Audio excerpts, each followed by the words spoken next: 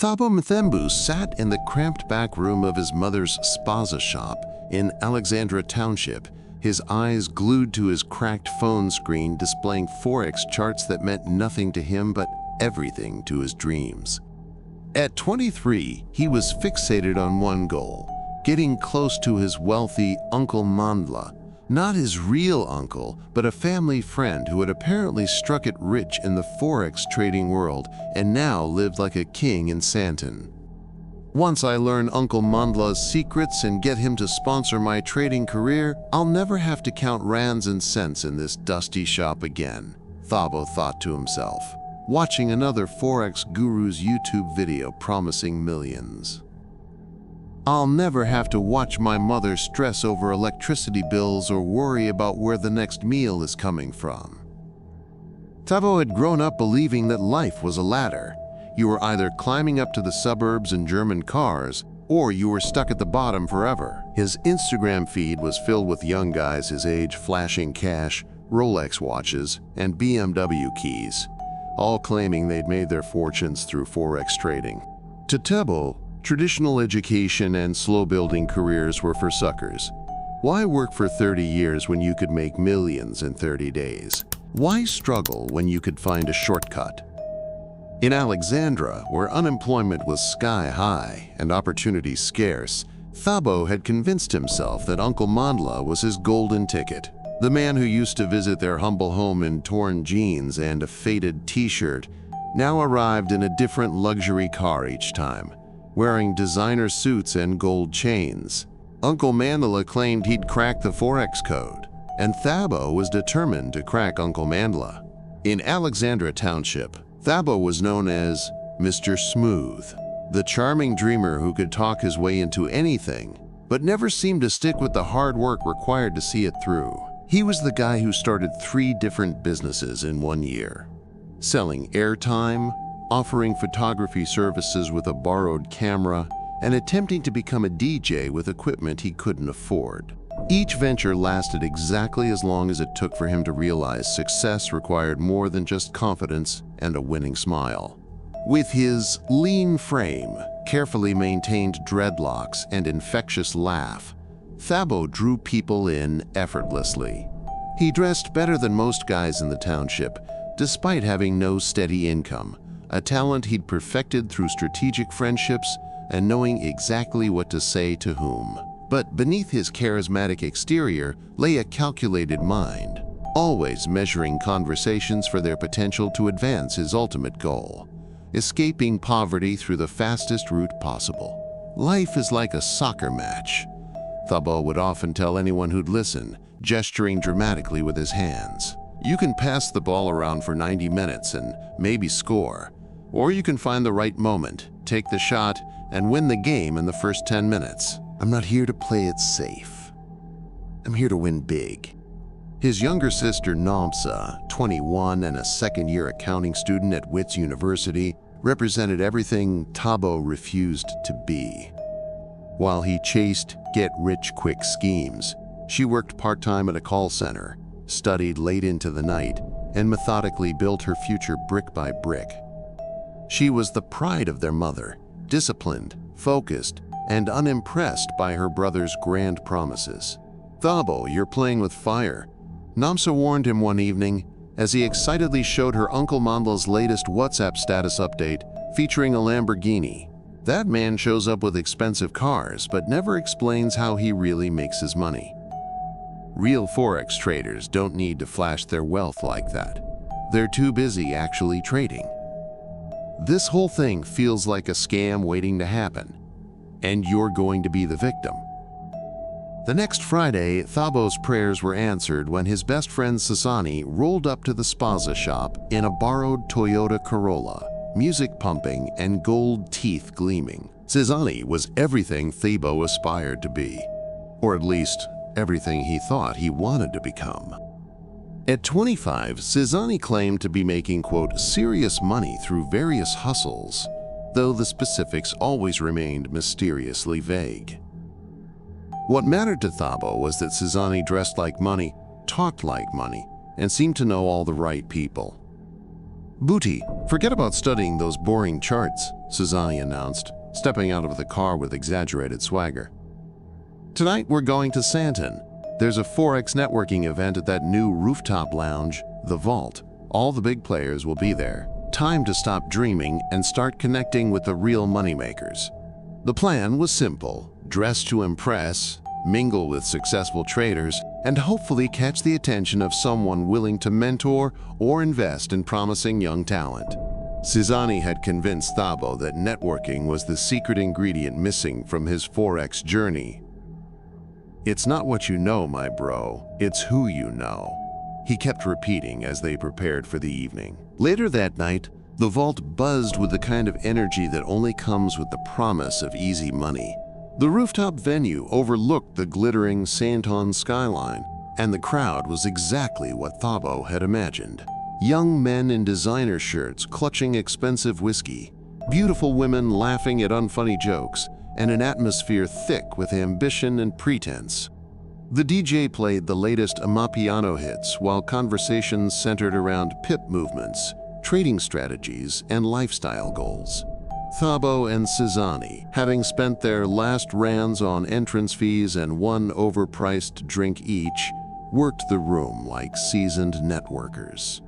Their charm and enthusiasm quickly attracted a small circle of admirers, other young hopefuls drawn to their confident energy and bold predictions about market movements they barely understood.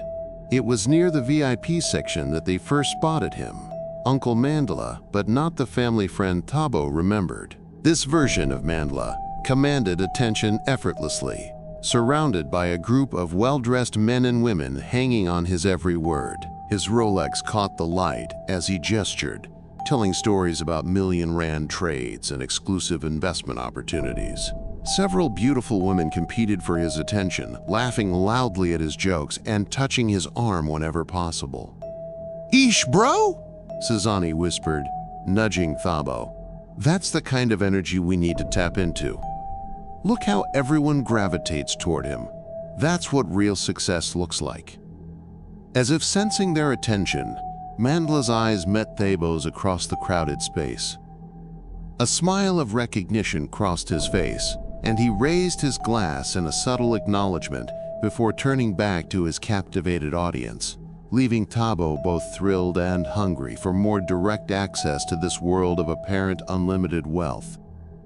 20 minutes later, as Thabo nursed his single drink and watched Susani attempt to impress a group of women with exaggerated trading stories, a heavy hand landed on his shoulder. He turned to find Uncle Mandela standing behind him, even more imposing up close. The man's presence commanded immediate respect. His cologne was expensive, his watch was worth more than most people's cars, and his confidence was absolutely magnetic. "Thabo, my boy!" Mandela's voice boomed with genuine warmth.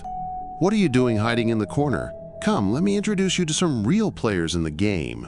Before Thabo could respond, Mandela had guided him toward the VIP section, effortlessly parting the crowd. Susani quickly abandoned his conversation and followed, his eyes wide with opportunity. The VIP area was a different world entirely. Crystal glasses, premium champagne, and conversations conducted in the relaxed tones of people who had never worried about money. "Gentlemen," Mandela announced to his circle, "meet my nephew Thabo, sharp mind, hungry for success, reminds me of myself at his age." The lie about being his nephew rolled off Mandela's tongue so smoothly that even Thabo almost believed it. "And this is his business partner, Susani." The group welcomed them warmly, and within minutes, Mandela was regaling everyone with stories of his latest Forex victories. "Just last week, I closed a position that netted me 2.3 million rand in a single day," he said casually, as if discussing the weather. "The secret is knowing when to be aggressive and when to be patient. Most people don't have the stomach for the big plays." To prove his point, Mandela called over the waitress and ordered 2 bottles of Dom Perignon, easily R$8,000 worth of champagne, without even glancing at the price. "Tonight, we celebrate the next generation," he declared, filling Thabo's glass. Young men with vision, deserve to be treated like the future millionaires they're going to become. The champagne flowed, the stories got bigger, and the group grew larger as people gravitated toward Mandela's magnetic energy. He spoke about his multiple properties, his private jet shares, and his exclusive trading strategies that he only shared with, quote, family.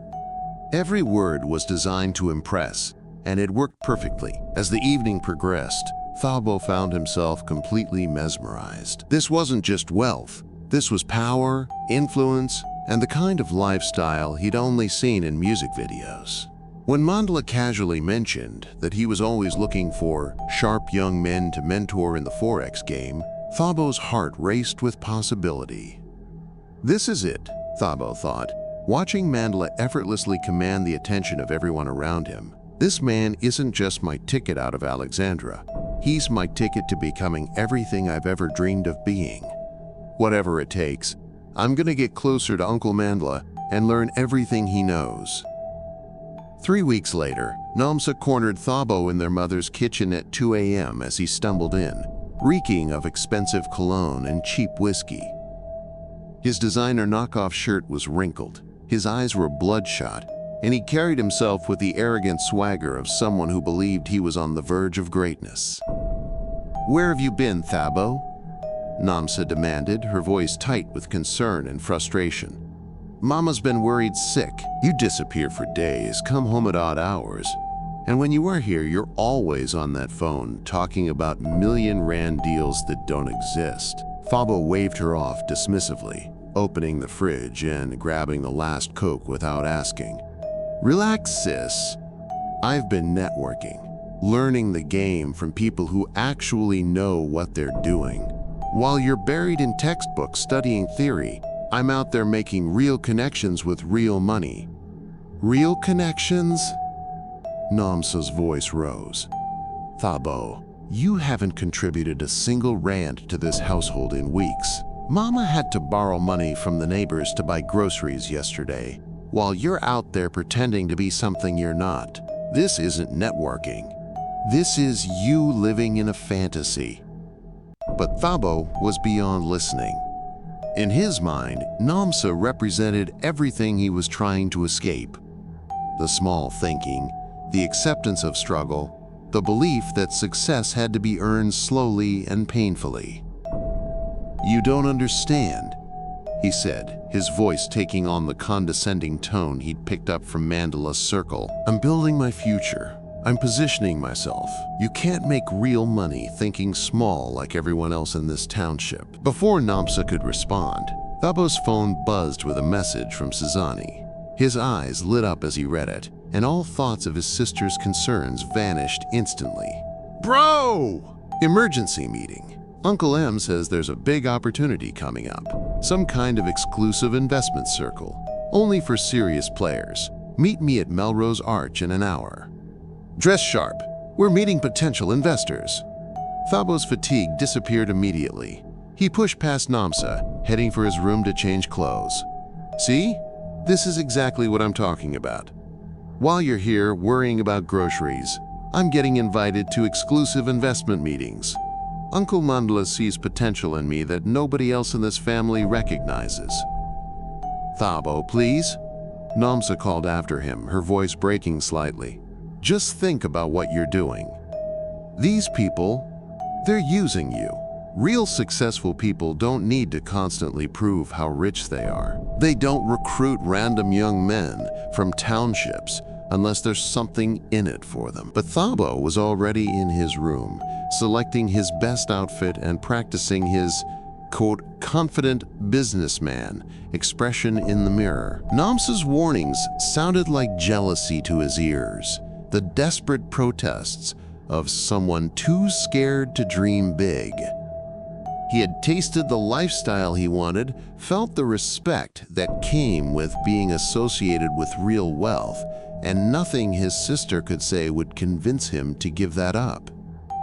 As he headed for the door, cologne cloud trailing behind him, Thabo threw one last dismissive comment over his shoulder.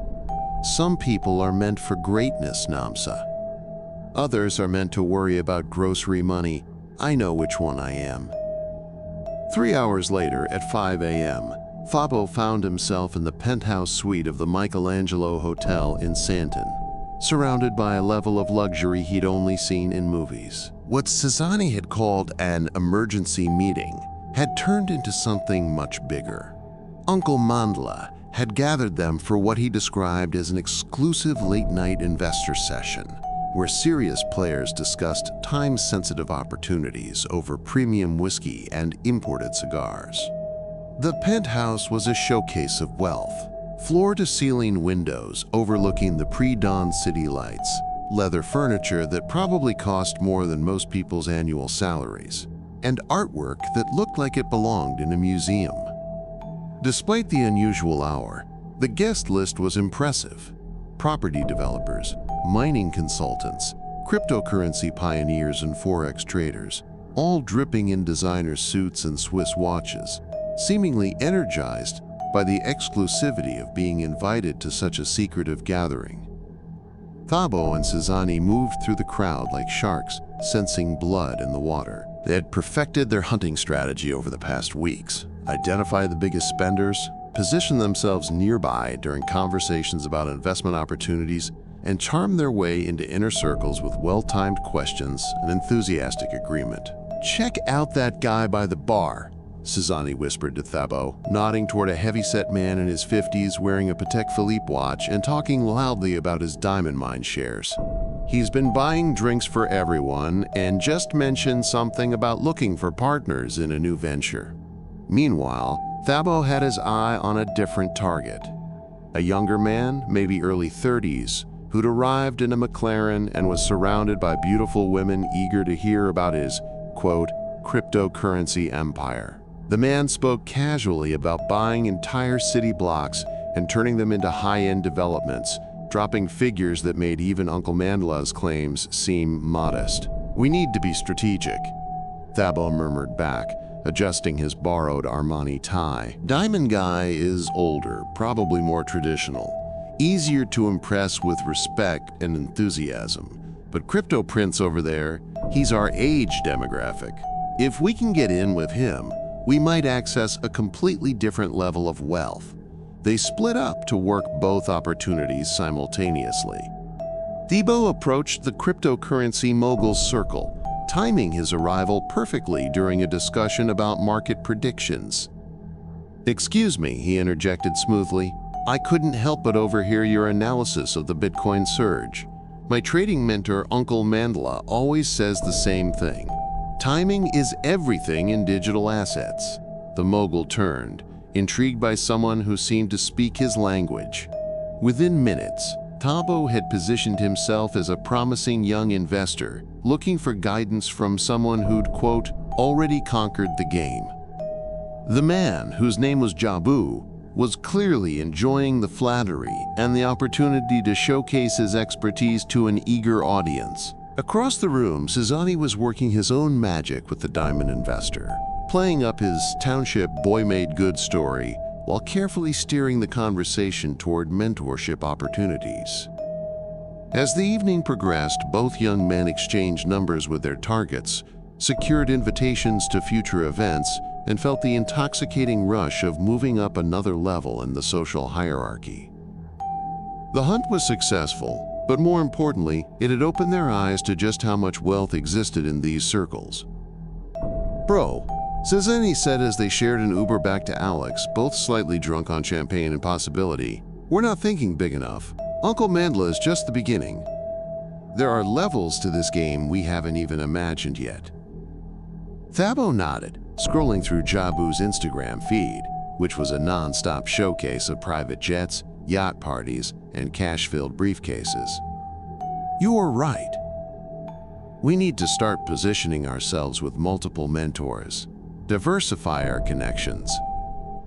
Why settle for one millionaire uncle when we could have access to an entire network of them?" A week later, opportunity presented itself in the worst possible way. Sizani had been bragging all morning about his breakthrough with Jabu, the cryptocurrency mogul they'd met at the penthouse gathering.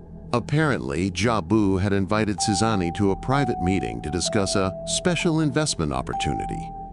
Something about getting in early on a new digital currency before it hit the mainstream market. "Bro, this is it," Sizani said excitedly, showing Thabo the WhatsApp messages on his phone. "He wants to meet just me first, test my commitment level. If I prove myself, he'll bring me into his inner circle." We're talking about life-changing money here. But as Sizani's other phone rang with a call from his mother, he handed his main phone to Thabo. "Check this out, bro. Go through my chats with Jabu while I take this call. You need to see how he's talking about this opportunity." Then he stepped away to take the call privately, leaving Thabo with full access to Jabu's contact information and their entire conversation thread. In that moment, a dark thought crept into Thabo's mind. Why should Sizani get this opportunity when Thabo was clearly the more ambitious and deserving one? Without hesitation, Thabo quickly photographed Jabu's contact details and the conversation thread. His heart pounded as he did it, but he justified the action immediately. This wasn't betrayal, this was survival. In the cutthroat world of wealth and success, only the most aggressive players won. That afternoon, while Sizani prepared for his meeting with Jabu, Thabo sent his own message to the cryptocurrency mogul. "Hi, Mr. Jabu. This is Thabo from the Penthouse Gathering. I've been thinking deeply about our conversation regarding market timing, and I believe I have some insights that could be valuable for your new venture. Would you be available for a brief coffee meeting? I understand you value ambitious thinking." Jabu's response was immediate and positive. Intrigued by Thabo's initiative and impressed by his boldness in reaching out independently, he agreed to meet the following day. Over an expensive lunch at Santon City, Thabo poured on the charm, presenting himself as a hungry entrepreneur who understood the cryptocurrency game better than most people his age. He carefully positioned himself as more serious and committed than other young guys who were just looking for handouts. "I'm not here for charity," Thabo told Jabu convincingly. "I'm here because I recognize opportunity when I see it, and I'm willing to do whatever it takes to prove myself worthy of being in your circle." Impressed by Thabo's directness and apparent maturity, Jabu began sharing more details about his upcoming projects. By the end of the lunch, Thabo had secured not only another meeting, but also a promise of consideration for Jabu's exclusive investment group. As a gesture of good faith, Jabu even handed Tubirhir 5,000 cash, seed money to show I'm serious about ambitious young men. But Tubir's triumph was short-lived. 2 days later, Sizani confronted him outside their local taxi rank, his face twisted with hurt and rage. "You snake!" Sizani shouted, pushing Thabo hard in the chest. "Jabu told me someone else from our group had reached out to him. At first I thought it was Uncle Mandla, but then he described the person. It was you, wasn't it? You went behind my back." Thabo's initial instinct was to deny everything, but seeing the pain in his best friend's eyes, he chose a different approach: cold justification. "Listen, Sizani," Thabo said, straightening his shirt and adopting the condescending tone he'd learned from watching successful men. "This is business, not charity. Jabu chose to meet with me because he recognized something in me that maybe he didn't see in you. That's not betrayal. That's natural selection." "Natural selection?" Sizani's voice cracked with disbelief. "We were supposed to be brothers in this. We had a plan to lift each other up." Thabo shrugged, fingering the cash in his pocket that Jabu had given him. "Plans change when real opportunities present themselves. You can either adapt and find your own connections, or you can stand here crying about fairness. But I'm not going to limit my potential just to protect your feelings." As Sizani walked away, shaking his head in disgust, Thabo felt a moment of guilt. But it quickly passed, replaced by the intoxicating rush of knowing he'd chosen success over sentiment, exactly what he believed all truly wealthy people did. Over the next 6 weeks, Thabo's transformation was dramatic and visible. Uncle Mandela had officially taken him under his wing after hearing about his initiative with Jabu, praising him for showing the kind of aggressive ambition that separated winners from losers. The gifts started flowing.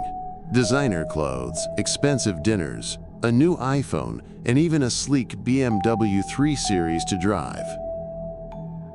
On loan. Uncle Mandela called it, but Thabo treated it like his own. His Instagram feed became a carefully curated showcase of success. Photos of him in expensive restaurants, videos of him driving through Sandton, pictures of cash bundles with captions about grinding and winning. The likes and comments poured in from people who'd never given him attention before. Old classmates, neighborhood girls, even distant relatives suddenly wanting to reconnect. Meanwhile, Jabu had invited him into what he called his inner circle, a group of young entrepreneurs who were supposedly being groomed for major cryptocurrency investments. The meetings were held in different luxury venues each week, always with the promise that the big opportunity was just around the corner. Thabo felt like he was finally where he belonged, surrounded by ambition, wealth, and people who understood that success required sacrificing comfort zones. At home, the changes were impossible to ignore. Thabo contributed $10,000 to his mother's household expenses, more money than the family had seen in months. He paid off their electricity bill, bought groceries without checking prices, and even promised to help fund Namsa's final year of university. His mother was overjoyed but confused, constantly asking how her son had suddenly become so successful. "I'm investing smart, Mama," Thabo would tell her, showing off his designer watch. "Uncle Mandela taught me how to make money work for me instead of working for money. This is just the beginning." The respect he'd always craved finally materialized. Neighbors who used to dismiss him as a dreamer now approached him for advice about Forex trading and investment opportunities. Young men from the township looked up to him as proof that escape was possible. Even Namsa seemed impressed, though she remained cautious about the source of his sudden wealth. But the most intoxicating change was how he felt about himself. Gone was the insecurity and desperation that had driven him to those first networking events. Now he walked with the confidence of someone who knew his worth, who belonged in boardrooms and penthouse suites. When he spoke, people listened. When he entered a room, conversations paused as people noticed his presence. The BMW became his throne, and Santon became his kingdom. He'd drive through his old neighborhood slowly, windows down, music loud, making sure everyone could see how far he'd come. The same streets that once felt like a prison now felt like a backdrop for his success story, a reminder of where he'd started and how much he'd achieved. This is what winning looks like, Thabo told himself as he pulled up to another exclusive event, valet taking his keys with the respect reserved for clearly successful people. This is what happens when you stop accepting limitations and start claiming what you deserve. But success, Thabo was beginning to learn, came with its own complications. 3 months into his new lifestyle, the warnings started coming from unexpected directions, and the cracks in his perfect world began to show. The first signs of trouble appeared in his social media comments, though Thabo quickly deleted them before anyone else could see. Anonymous accounts and people he didn't recognize started leaving cryptic messages under his success posts. "Enjoy it while it lasts. Ask him where the money really comes from." And most disturbing, another sheep being led to slaughter. He convinced himself these were just jealous haters trying to bring down someone who was winning, but the comments kept coming no matter how fast he deleted them. The concerns became harder to dismiss when they came from people he knew. At a family gathering, his cousin Mandiso, who worked as a security guard at a Santon office building, pulled him aside. "Booty, I see your Uncle Mandela sometimes at the building where I work. Strange thing though, he never actually goes to any offices. He just walks around the lobby, takes pictures, makes phone calls. The other guards and I talk, and some of the companies he claims to own. Word is, they don't really exist. People in the building know him as someone who pretends to have offices there." Again, Thabo dismissed the concerns. Mandisa was just jealous, stuck in a security uniform while Thabo was living his dreams. "Maybe you don't understand his business model. Thabo replied coldly. Not everyone operates from traditional offices anymore. But the doubt had been planted, and it grew stronger when Thabo started noticing inconsistencies in Uncle Mandela's stories. The man who claimed to make millions in daily Forex trades sometimes seemed confused about basic trading terminology. His multiple properties were never available for visits, always under renovation or being used by other investors. And the luxury cars he drove were always different, as if he were renting them rather than owning them. The most disturbing moment came during one of Jabu's inner circle meetings. Thabo arrived early and overheard Jabu on a heated phone call in the parking garage. "No, no, no! You can't pull out now!" Jabu was shouting into his phone, his usual calm confidence replaced by desperation. "I need those deposits to keep this thing running!" If word gets out that people are withdrawing their money, the whole system collapses. When Jabu noticed Thabo listening, his demeanor changed instantly. "Oh, just dealing with some technical issues with our trading platform," he said with a forced smile. "Nothing to worry about. Growing pains of a successful operation." But Thabo had heard enough to feel a chill of recognition.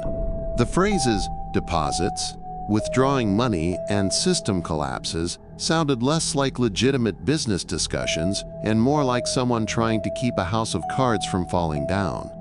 That night, lying in his luxury apartment, which Uncle Mandela was letting him use while the lease was being finalized, Thabo stared at the ceiling and tried to push away the growing feeling that something wasn't right. The warnings, the inconsistencies, the overheard conversation, they all pointed toward a truth he wasn't ready to face, but the BMW was in his driveway. The designer clothes were in his closet. The respect and admiration from his community were real. Whatever doubts were creeping into his mind, he convinced himself that they were just fear. The same kind of limiting beliefs that kept most people poor. Successful people take risks, he told himself, repeating Uncle Mandela's favorite phrase. They don't let doubt and other people's jealousy stop them from claiming their destiny. The end came not with a gradual revelation, but with a single phone call that shattered Thabo's world in an instant. It was a Tuesday morning, and Thabo was getting dressed for another investment strategy meeting with Uncle Mandela's inner circle when his phone rang. The caller ID showed Uncle Mandela's number, but the voice on the other end was panicked and desperate. Nothing like the confident, smooth-talking mentor Thabo had come to worship. "Thabo, thank God you answered," Uncle Mandela gasped, breathing heavily. "Listen to me very carefully. I'm at OR Tambo Airport. I'm leaving the country tonight, and you need to disappear too. They're coming for everyone. The Hawks, the Asset Forfeiture Unit, everyone who was involved." "What?" "Uncle, slow down. What are you talking about?" "The Forex business, the investment opportunities, all of it. It was never real, Thabo. It was a Ponzi scheme. I've been using new investors, money to pay the old ones, and it's all falling apart. Someone went to the authorities, and now they're freezing all our assets, seizing properties, arresting people. The lifestyle, the cars, the apartments, none of it belongs to us. It never did." Thabo's legs gave way, and he sank onto his bed. "No, no, no, you're lying. You showed us the trading accounts, the profits, the fake. All of it was fake." Uncle Mandela's voice cracked. The trading accounts were demo accounts with fictional numbers. The cars were rented, the apartments were short-term leases. Even the cash we were flashing around came from other people's investments. We were just moving money around, creating the illusion of success to attract more victims. Victims? Thabo's voice was barely a whisper. "What victims?" "Everyone who invested with us, Thabo, thousands of people. Pensioners who gave us their retirement savings, families who borrowed money to invest in our guaranteed returns, students who used their education funds. All that money is gone, spent on maintaining the illusion that we were successful traders. The phone nearly slipped from Thabo's trembling hand. But you taught me about Forex. You showed me the strategies, I don't know anything about Forex, Uncle Mandela shouted. I learned just enough from YouTube videos to sound convincing. The whole thing was a performance, and now it's over. You need to run now. They have warrants. They're arresting everyone connected to this operation. As if on cue, Thabo heard vehicles pulling up outside his apartment building. Through his window, he saw police cars and official-looking vans with government license plates. Men in suits were getting out, some carrying folders, others speaking into radios. "They're here," he whispered into the phone. "Then it's too late for you," Uncle Mandela replied, his voice now cold with finality. "I'm sorry, nephew. You were never supposed to get this deep. You were just supposed to help us look legitimate, bring in your young friends as investors. But you got greedy, and now you're in as deep as the rest of us." The line went dead. Thabo's mind raced as he heard footsteps in the hallway outside his apartment. Heavy boots, multiple people, the sound of official voices coordinating. He had maybe 30 seconds before they knocked on his door, or broke it down. In that moment of pure panic, his survival instincts kicked in. He grabbed his old cracked phone, stuffed some cash he had lying around into his pockets, and looked desperately around the luxury apartment that was about to become his prison. The BMW keys sat on the counter, but going to the parking garage would be suicide. They'd be watching all exits. The footsteps stopped outside his door. A firm knock echoed through the apartment. "Asset forfeiture unit, open up! We have a warrant!" Thabo's heart hammered in his chest. The apartment was on the 3rd floor, but there was a small balcony that connected to the building's fire escape. Without thinking, he slipped out through the sliding door and began climbing down the metal stairs as quietly as possible. Behind him, he heard the door to his apartment being forced open, followed by shouts of, "Clear!" and "He's not here!" From his position on the fire escape, Thabo could see more police vehicles arriving. They weren't just here for him. This was a coordinated raid, targeting multiple locations simultaneously. The scale of the operation began to sink in. This wasn't just about Uncle Mandela's small circle. This was massive. He managed to slip away through the building's rear exit, but as he walked quickly through Santon's streets, his phone buzzed with notifications that made his blood run cold. News alerts, social media tags, WhatsApp messages from people he barely knew. Breaking: multi-million rand Ponzi scheme busted in Santon. Bro, is this you in the news? Your face is all over Twitter. Thabo Mthembu wanted in connection with Forex fraud investigation. His face was already circulating online. Someone had taken his Instagram photos, the ones where he'd been flashing cash and posing with luxury cars, and the media was using them to illustrate the story of the young accomplices in what news reports were calling one of the largest investment fraud schemes in South African history. The reality hit him like a physical blow. He wasn't just a victim who'd been fooled. In the eyes of the law, in the eyes of the media, in the eyes of the thousands of people who'd lost their money, he was a criminal. His face was associated with the theft of life savings, retirement funds, and children's education money. As sirens wailed in the distance and his phone continued buzzing with increasingly panicked messages, Thabo realized that Uncle Mandela hadn't just stolen money. He'd stolen Thabo's entire future. There was no going back to his old life, no pretending this had never happened. His face was now synonymous with fraud, and everyone he'd ever known would soon know exactly what he'd been involved in. Standing in a Santon alley, wearing designer clothes that would soon be evidence in a criminal case, Thabo understood that his downfall was just beginning. The real punishment, the shame, the betrayal of trust, the realization of what he'd helped do to innocent people was yet to come. The first 24 hours as a fugitive taught Thabo harsh lessons about how quickly respect could turn to revulsion and how thoroughly a reputation could be destroyed in the digital age.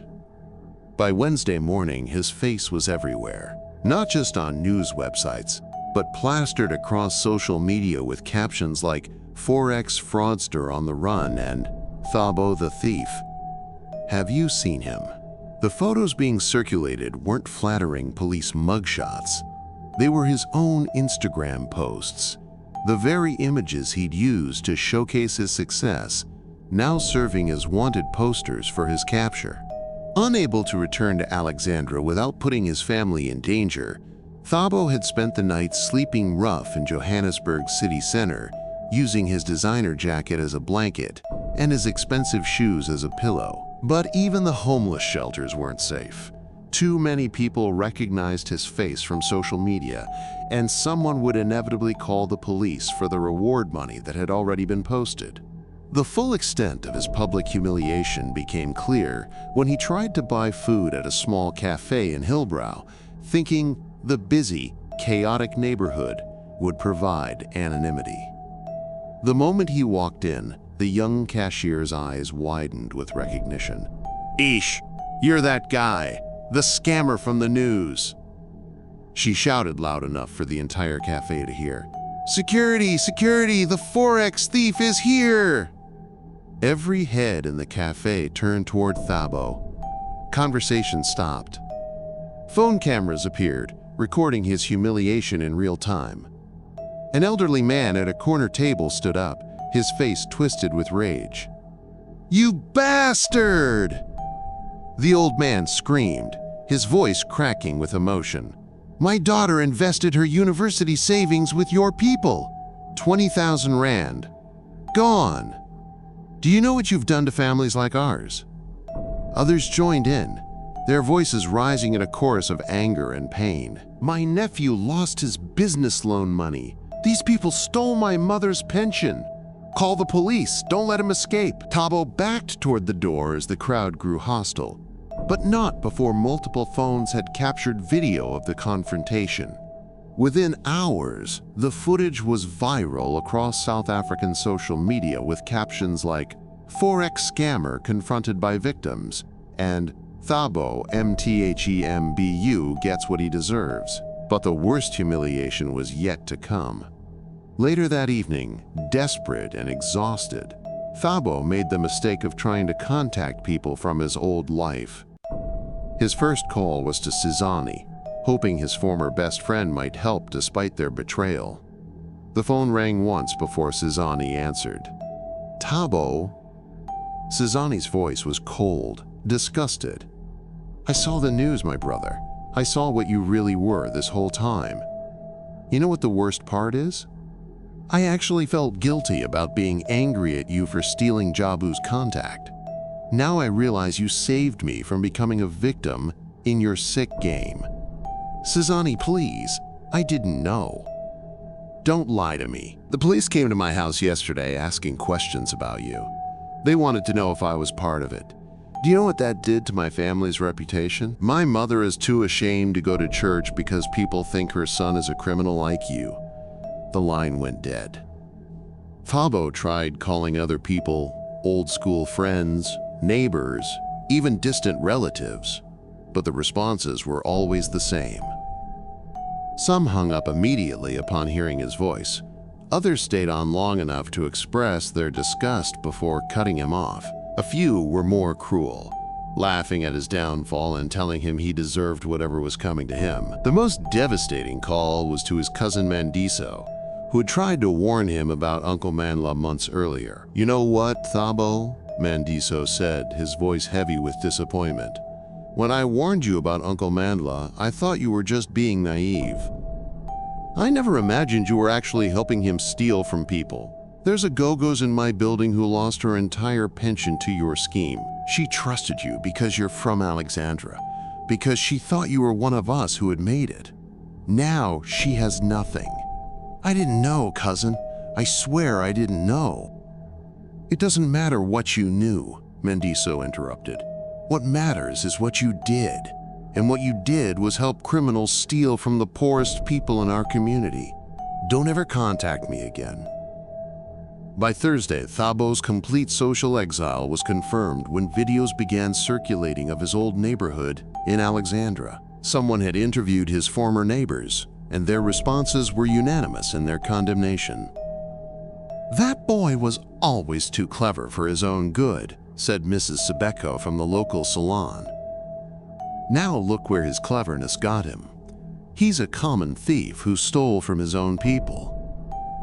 I used to be proud when I saw him driving that BMW," said Mr. Mokuna from the taxi rank. "I thought, finally one of our children made it. Now I know that car was bought with stolen money. He's a disgrace to this community." Even more painful was seeing his mother's face on one of the news reports. She looked aged, broken, speaking to journalists through tears. "I don't know where my son is," she said, her voice barely audible. "I don't know if he's safe or if he's eating. But I also don't know how to face my neighbors anymore. People trusted him because he's my son, and now their money is gone." The final blow came when Thabo saw Namsa being interviewed outside her university. His sister, who had always been his harshest critic but also his most loyal family member, looked directly into the camera with a mixture of sadness and anger. "My brother chose this path despite everyone warning him," she said firmly. "I love him, but I can't defend what he's done. He helped steal money from people who could barely afford to lose it. He helped destroy families, futures for his own selfish dreams.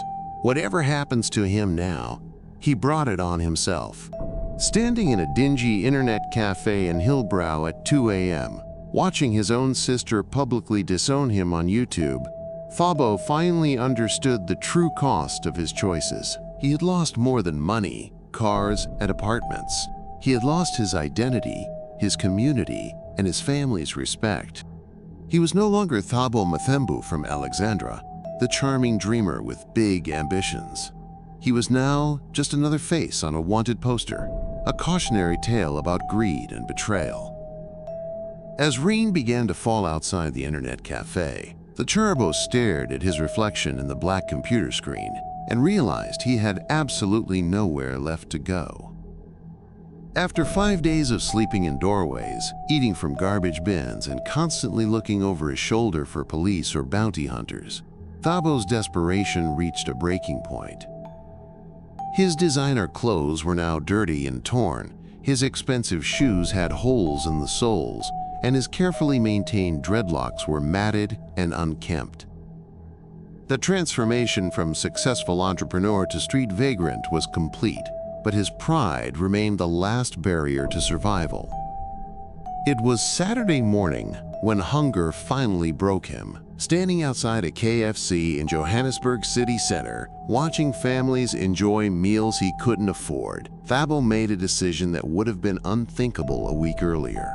With trembling fingers, he scrolled through his contacts until he found the one person who might, just might, still be willing to help him, Sizani. But calling his former best friend directly would be pointless after their last conversation. Instead, Thabo swallowed what remained of his pride and called Sizani's younger brother, Sifo, a 17-year-old who had always looked up to both of them and might not yet fully understand the scope of the scandal. "Sifo," Thabo's voice was hoarse from days of sleeping rough. "It's Thabo. I need to ask you a favor, but I need you to listen to everything I say before you hang up." There was a long pause. "Puti Thabo? Ish, man. Everyone's been talking about what happened. Sizani said you." "I know what Sizani said. I know what everyone's saying. And most of it is true." The admission felt like swallowing broken glass. "But I'm not calling to make excuses. I'm calling because I have nowhere else to go and I need to speak to your brother. Just 5 minutes, please." Another pause. In the background, Thabo could hear the familiar sounds of Alexandra. Children playing, taxis hooting, life continuing normally while his world had collapsed completely.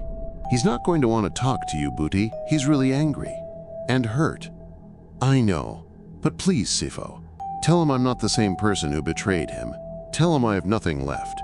No money, no place to stay, no food. Tell him I'm begging for 5 minutes to apologize properly." 20 minutes later, Thabo's phone rang. Sizani's voice was cold, but he had called back.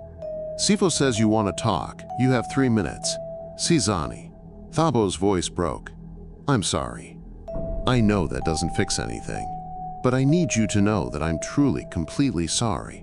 Not just for getting caught, but for what I did to you. For betraying our friendship.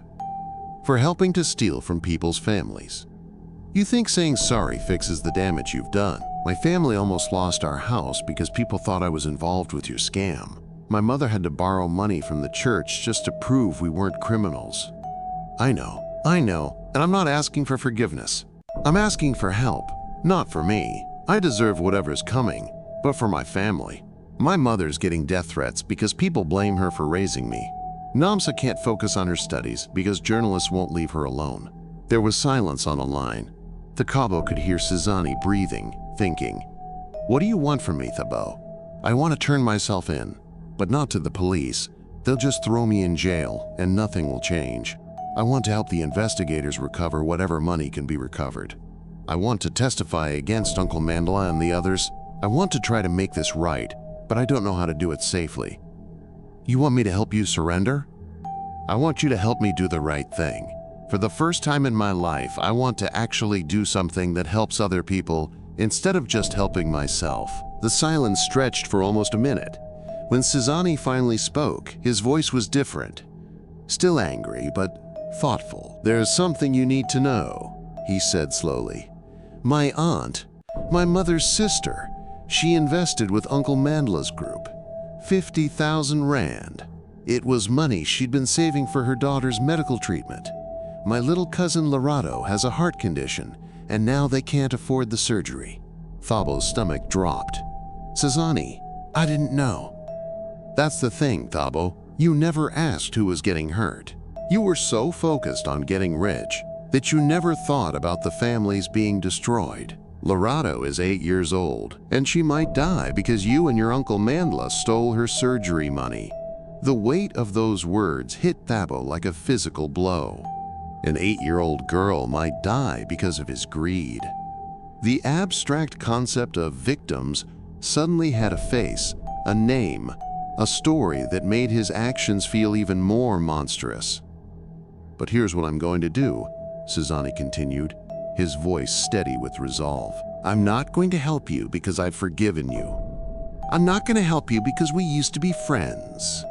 I'm going to help you because maybe, if you cooperate with the authorities, if you help them recover some of the stolen money, my little cousin might get the surgery she needs."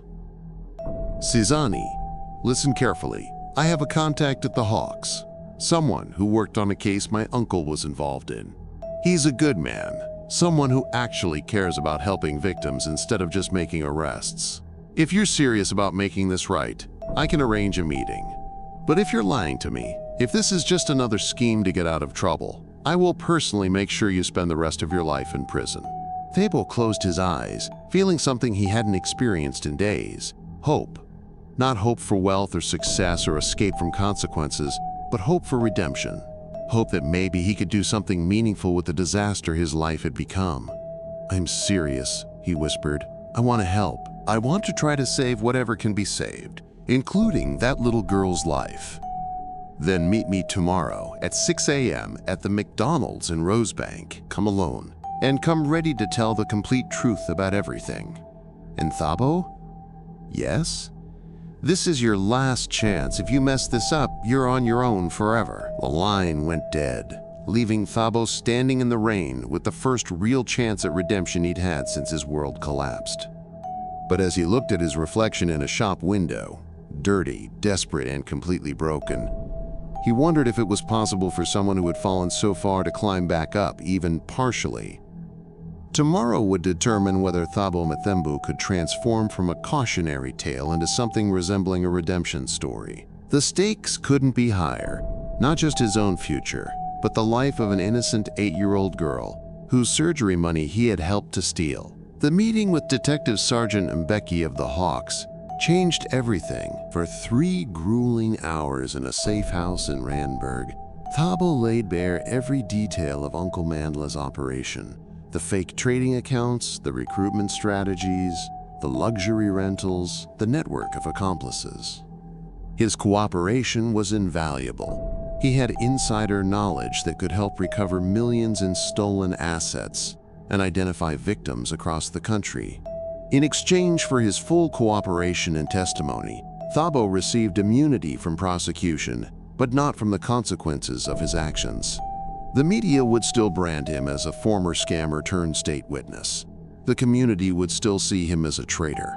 And most importantly, he would have to live with the knowledge of the families he had helped to destroy. 3 weeks later, Cezanne picked him up from the safe house in a vehicle Thabo barely recognized, a modest, well-maintained Toyota Corolla that looked like it had been earned through honest work rather than stolen or rented for show. "Nice car," Thabo said as he climbed into the passenger seat, genuinely meaning it for the first time in his life. The interior was clean but simple, with a small Bible on the dashboard and a photo of Cezanne's family tucked into the sun visor. Cezanne noticed him looking around and smiled, not the flashy, gold-toothed grin of their hustling days, but something warmer and more genuine. "I bought it myself. Took me 8 months of saving, but it's mine. No loans, no schemes, no borrowed money. Feels different, you know?" As they drove through Johannesburg toward Alexandra, Cezanne explained the changes in his life. The arrest warrants and investigation had been a wake-up call that shattered his get-rich-quick mindset. While Thabo was living his fake millionaire lifestyle, Cezanne had enrolled in a welding course and was now working for a construction company in Kempton Park. "Remember how we used to laugh at guys like Mandiso, working security for $8,000 a month?" Cezanne asked, navigating through traffic with the patience of someone who no longer needed to rush everywhere. "Now I realize they were the smart ones. They were building something real while we were chasing fantasies." Cezanne had arranged temporary accommodation for Thabo in a small back room behind his aunt's hair salon in Alexandra. It wasn't much, just a single bed, a small table, and a shared bathroom. But after sleeping rough for days, it felt like luxury. More importantly, it was honest shelter, provided by people who knew his story but were willing to give him a chance to rebuild. The first few weeks were the hardest. Thabo had to learn skills he'd spent his entire adult life avoiding: showing up on time, following instructions, accepting criticism, and finding satisfaction in small accomplishments rather than grand gestures. Cezanne had arranged for him to start as a general laborer at the construction site, earning $200 per day for tasks like carrying bricks, mixing cement, and cleaning equipment. "My hands weren't made for this," Thabo complained after his first day, showing Cezanne the blisters on his palms from handling rough materials all day. "Your hands weren't made for stealing either," Cezanne replied without sympathy. "But you figured that out quickly enough when there was money involved. Now figure out how to work honestly." The lessons came in small moments. When Thabo's foreman, Mr. Dlamini, praised him for staying late to help finish a foundation pour, Thabo felt a pride he'd never experienced during his fraudster days. When his first honest paycheck allowed him to contribute $500 to his aunt's grocery budget, the gratitude in her eyes was worth more than any Instagram likes he'd ever received. Gradually, Thabo began to understand what Cezanne meant about things feeling different. The $200 daily wage was a fraction of what he'd been spending on single meals during his fake millionaire phase. But it represented something the stolen money never could: genuine achievement. Every rand was earned through sweat, skill, and showing up when he didn't feel like it. The turning point came 6 weeks into his new life. Little Lorato, Cezanne's cousin, had successfully undergone her heart surgery, using funds recovered through Thabo's cooperation with the Hawks investigation. When they visited her in the hospital, the 8-year-old girl hugged Thabo's legs and thanked him for helping the police find the bad people. Standing in that hospital room, watching Lorato's parents cry tears of relief and gratitude, Thabo experienced something he'd never felt during his days of luxury and status: the knowledge that his actions had genuinely saved someone's life. Not through clever schemes or shortcuts, but through honest cooperation and personal sacrifice. "You see," Cezanne said quietly as they left the hospital, This is what winning actually looks like. Not cars and clothes and Instagram posts. Real winning is when your choices help other people instead of hurting them. Over the following months, Thabo's transformation continued.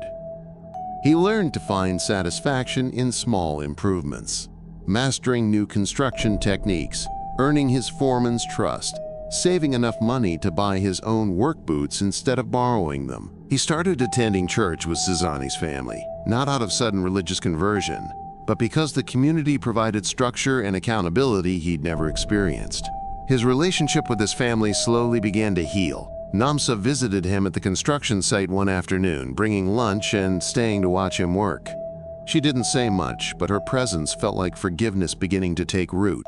"You look different," she observed as they shared sandwiches during his lunch break. "Calmer. More. Real." "I feel real for the first time in years," Thabo admitted, looking at his calloused hands and cement-stained work clothes.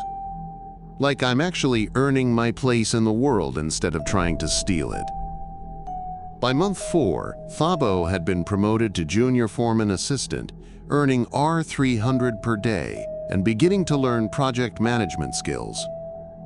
He was saving money consistently, contributing to his family's household expenses, and building genuine friendships with his coworkers based on mutual respect rather than calculated networking. The simple rhythms of honest work had given him something the fraudulent lifestyle never could: peace.